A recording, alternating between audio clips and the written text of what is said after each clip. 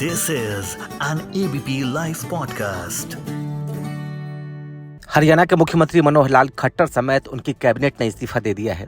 जननायक जनता party यानी JJP से गठबंधन तोड़ने के बाद भी बीजेपी निर्दलीय विधायकों के समर्थन से सरकार बना रही है। कहा जा रहा है कि लोकसभा चुनाव में सीटें मांगने के बाद बीजेपी ने जेजेपी से राहें अलग करने का फैसला किया। हरियाणा विधानसभा की 90 में से 41 सीटें बीजेपी के पास है और हरियाणा की इस सियासी डेवलपमेंट पर हमारे साथ इस वक्त बात करने के लिए हरियाणा बीजेपी के प्रवक्ता डॉक्टर वीरेंद्र सिंह चौहान जी हैं। चौहान साहब, हरियाणा में पूरी खट्टर कैबिनेट का इस्तीफा, हरियाणा की लेटेस्ट डेवलपमेंट पर आप क्या कुछ कहेंगे? देखिए, हरियाणा में जो ताजा घटनाक्रम है वो आपको उसका आभास एहसास होगा ही।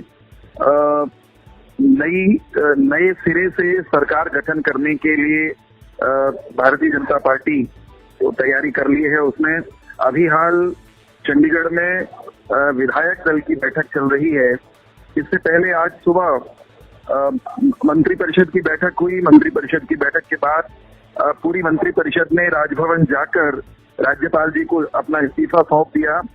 विधायक दल की बैठक में नए सिरे से निर्णय करके नई सरकार, नए तेवर वाली सरकार बनाने का निर्णय किया जा रहा है। कुछ देर बाद नई मंत्रिपरिषद जो है वो शपथ ले लेगी और अभी हाल इसमें कहने वाली बात यही है। तो जेजेपी से इसका गठबंधन तोड़ना, उसकी वजह क्या देख रहा है? भारतीय जनता पार्टी और जननायक जनता पार्टी 2019 में जो फ्रैक्चर्ड मैंडेट आया था, उस जनादेश के प्रकाश में उन्होंने गठबंधन किया था। गठबंधन जब किया था तो सरकार 5 साल तक चलाने के लिए, हरियाणा को एक स्थायी सरकार देने के लिए गठबंधन किया था। इस बीच लोकसभा चुनाव सामने है। लोकसभा चुनावों से पूर्व स्वाभाविक रूप से एक सवाल ये भी खड़ा होना ही था, जो खड़ा हो चुका था कई दिन से, कि हम लोग इकट्ठे लड़ें अथवा अलग अलग जाएं। पार्टी के आंतरिक सर्वेक्षण, कार्यकर्ताओं की फीडबैक, उसके आधार पर भारतीय जनता पार्टी की राज्य इकाई से जो फीडबैक केंद्र को गई थी, उसके आधार पर जननायक जनता पार्टी को पार्टी के ओपिनियन से अवगत करा दिया गया था। मुझे लगता है कि वहां उस प्रश्न को पर कहीं सहमति उस तरह की बनती नहीं दिखी। तो ये घटनाक्रम है जो आज अभी हम जिसके साक्षी बन रहे हैं। तो क्या आपको लगता है कि बीजेपी अकेले लड़ेगी तो ज्यादा फायदा होगा वहां पर? भारतीय जनता पार्टी 10 की 10 सीटों पर 2019 में अकेली लड़ी थी। हमने सबकी सब सीटें जीती हरियाणा की जनता के आशीर्वाद से। हम लगातार ये बात भी कह रहे थे कि हम 10 की 10 सीटें अकेले लड़ने की स्थिति में हैं, जीतने की स्थिति में हैं। 19 में भी हम अकेले ही लड़े थे और तमाम हमारे विरोधी वो हमारे खिलाफ खड़े ही थे, चाहे कांग्रेस हो, जननायक जनता पार्टी भी उस समय हमारे विरोध में ही सब लोग तो थे। और हमने कांग्रेस को, इन्हें लोगों को, सबको पटकरी देते हुए 10 के 10 कमल खिलाकर नरेंद्र मोदी जी के गुलदस्ते में हमने भेंट किए थे। उसी की तैयारी हमारी अब है। तो इस बार लोकसभा चुनाव में क्या कुछ आप लोग गिनवाएंगे इस बार लोगों के बीच? नरेंद्र मोदी जी के नेतृत्व में 10 साल की जो केंद्र की सरकार है, उसमें जो उपलब्धियां हैं उस सरकार की, उसके द्वारा किए गए काम, प्रधानमंत्री नरेंद्र मोदी, उनका व्यक्तित्व, उनकी नीतियां, उनका करिश्माई नेतृत्व, उनके नेतृत्व में हुए काम। प्रधानमंत्री का नाम अपने आप में एक बहुत बड़ा आकर्षण का केंद्र है भारत की राजनीति में आज। और उसके साथ साथ सरकार ने काम इतने किए हैं कि उनको गिनवाने वाला थक सकता है। देश नए सिरे से विकास की पटरी पर सरपट दौड़ता हुआ देखा गया है। हाईवेज, इंफ्रास्ट्रक्चर के मामले में जो गजब के अद्भुत अनूठे काम हुए हैं, उन्हें कोई सामान्य काम नहीं कह सकता है। पिछली सरकार में, कांग्रेस के राज में, पॉलिसी पैरालिसिस रहता था, निर्णय नहीं होते थे, सरकारी कामकाज की गति मंथर थी। हमने उस गति को हर फील्ड में कई गुना बढ़ाया है। भारत की अर्थव्यवस्था जहां अपने आप को वित्त का विशेषज्ञ अर्थशास्त्री कहने वाले प्रधानमंत्री की अगुवाई में वो दुनिया में 11वें नंबर पर थी। प्रधानमंत्री नरेंद्र मोदी की अगुवाई में इस कालखंड में भारत की अर्थव्यवस्था आज विश्व में 5वें नंबर पर है और सारे संसार की जो रेटिंग एजेंसीज हैं वो कह रही हैं कि अगले चंद वर्षों के भीतर भारत तीसरी आर्थिक महाशक्ति बनेगा। इसमें किसी को कोई संदेह नहीं है। इस अवधि में प्रधानमंत्री के नेतृत्व में भारत की सरहदें सुरक्षित हुई हैं, भारत की सेना का मनोबल बढ़ा है। दुनिया में वो देश जो भारत को परेशान करने की मंशा से काम करते थे, आज वो स्वयं परेशानी में हैं।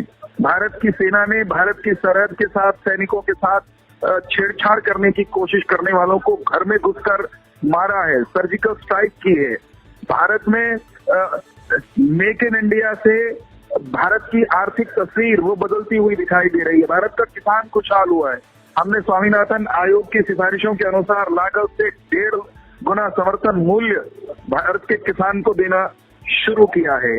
भारत का कोई एक गांव ऐसा नहीं है आज जहां बिजली न हो। जब हम आए थे तो तब 18,000 से ज्यादा गांव आजादी के कई दशक बाद भी वो बिजली से वंचित थे, वहां अंधेरा था। आज ऐसा कोई गांव नहीं है इस देश में। इस देश के 50 करोड़ के लगभग गरीब लोग, उन्होंने बैंक का दरवाजा तो देखा था लेकिन बाहर से देखा था, अंदर घुसने का उनमें साहस नहीं था। उनका कोई खाता ही नहीं था बैंकों में। तो फाइनेंशियल इंक्लूजन के लिए जनधन खाते इतने खुले हैं। 10-11 करोड़, संभवतः ये आंकड़ा 12 तक पहुंच गया हो। 12 करोड़ के लगभग माताओं को, घरों को हमने उज्ज्वला योजना के अंतर्गत गैस के कनेक्शन फ्री दिए हैं। शौचालय बने हैं जहां शौचालय तक नहीं थे। हमारे काम अगर गिनवाने लगेंगे तो 1 घंटे में भी वो सूची पूरी नहीं होगी जो इस सरकार ने काम करके दिखाए हैं। तो हम तो अपने काम के दम पर और प्रधानमंत्री के नाम के दम पर वोट मांगने वाले हैं। ये सरकार है ना जिसने 370 अनुच्छेद को समाप्त करके जम्मू कश्मीर के भारत में विलय को एक तरह से अंतिम रूप दिया है। ये अधूरा काम था। हम 1950 के दशक से कह रहे थे हम 370 को उखाड़ेंगे।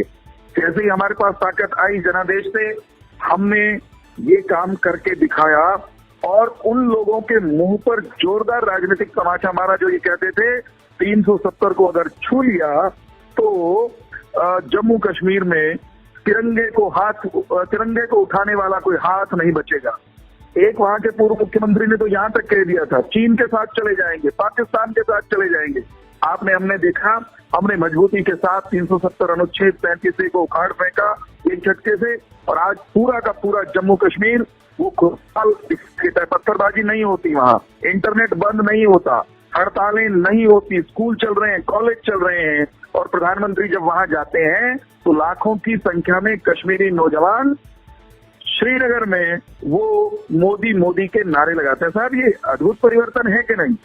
अयोध्या में भगवान राम लला का मंदिर वो एक ऐसा एजेंडा था जो भारतीय जनता पार्टी का केवल एजेंडा नहीं था, भारतवर्ष का एजेंडा था।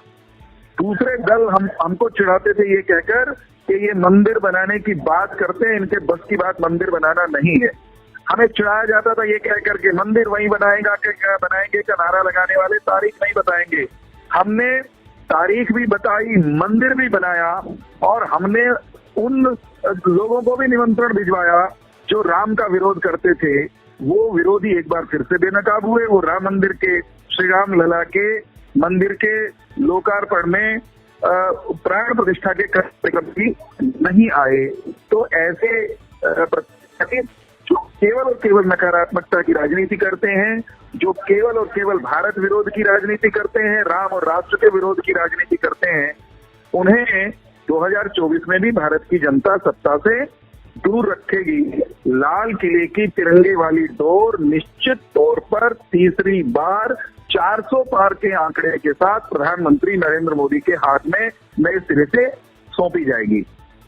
चौहान साहब, आखिर में एक सवाल और कि हरियाणा में आम आदमी पार्टी और कांग्रेस एक साथ मिलकर लड़ रही है, तो ये बीजेपी के लिए कितनी बड़ी चुनौती होगी? आप समझ लीजिए 0 + 0 बराबर है सन्नाटा, शायद शून्य भी नहीं रहता। कुछ हासिल नहीं होगा कांग्रेस पार्टी को और आम आदमी पार्टी को। मैं एक बात दावे के साथ कहता हूं, कांग्रेस पार्टी ने आम आदमी पार्टी को हरियाणा में एक सीट दी है। ये कौन सी कांग्रेस पार्टी है जिसके नेता भूपेंद्र सिंह हुड्डा को 3-4 दिन 5 दिन पहले तक आम आदमी पार्टी के लोग भाजपा का गुड्डा कहकर पुकारते थे? क्या जिस भूपेंद्र सिंह हुड्डा और उनकी टीम को भाजपा का गुड्डा कहते थे आम आदमी पार्टी के लोग, क्या उस कांग्रेस पार्टी के नेता और कार्यकर्ता सुशील गुप्ता को जिताने के लिए काम करेंगे क्या? कांग्रेस पार्टी हरियाणा में आम आदमी पार्टी को कोई राजनीतिक स्पेस नहीं देगी, क्योंकि आम आदमी पार्टी ने पंजाब में कांग्रेस पार्टी को कोई स्पेस नहीं दिया है। भगवंत सिंह मान ये कह रहे थे एक थी कांग्रेस, तो ये तो एक साथ आने की बात अलग है, ये कहने की बात है, आने की बात है, लेकिन असल में एक दूसरे की जड़ें खोदेंगे। और आम आदमी पार्टी को तो वैसे हरियाणा के लोग घृणा की दृष्टि से देखते हैं, क्योंकि आम आदमी पार्टी की अगुवाई हरियाणा का वो राजनीतिक रूप से नालायक बेटा कर रहा है जो हरियाणा के हिस्से का रावी ब्यास का पानी सतलुज यमुना लिंक नहर के माध्यम से लाने के माननीय सर्वोच्च न्यायालय के निर्णय पर कुंडली मार करके बैठ गया है। हरियाणा के उस नालायक, राजनीतिक रूप से नालायक बेटे ने इतनी भी हिम्मत नहीं है कि वो पंजाब के मुख्यमंत्री से भारत के संविधान और भारत के सर्वोच्च न्यायालय के का सम्मान करने के लिए कह दे और हरियाणा को हरियाणा के हक का पानी दिलाने की पैरवी कर दे। ऐसे लोग जो हरियाणा के हिस्से का पानी मारे हुए हैं बेशर्मी के साथ, उन्हें हरियाणा में कोई राजनीतिक जमीन हासिल नहीं होगी, इंच भर नहीं मिलेगी और खामियाजा कांग्रेस को भी भुगतना पड़ेगा। ध्यान रखिएगा कि जो कांग्रेस पार्टी उस आम आदमी पार्टी की गाड़ी पर, साइकिल पर, ठेले पर सवार हुई है, जो हरियाणा के हिस्से का पानी न देने की बात कर रही है, उस कांग्रेस पार्टी की आंखों का पानी भी सूख गया है, वो भी निर्लज्ज हो गई है। उस कांग्रेस पार्टी को भी हरियाणा के लोग स्वीकार करने वाले नहीं हैं। कांग्रेस को नकारा जाएगा एक बार फिर से। आम आदमी पार्टी को तो इंच भर जमीन, राजनीतिक जमीन हरियाणा की धरती पर हासिल होने वाली नहीं है। चौहान साहब, ईपी लैब पॉडकास्ट के साथ बातचीत करने के लिए बहुत शुक्रिया आपका।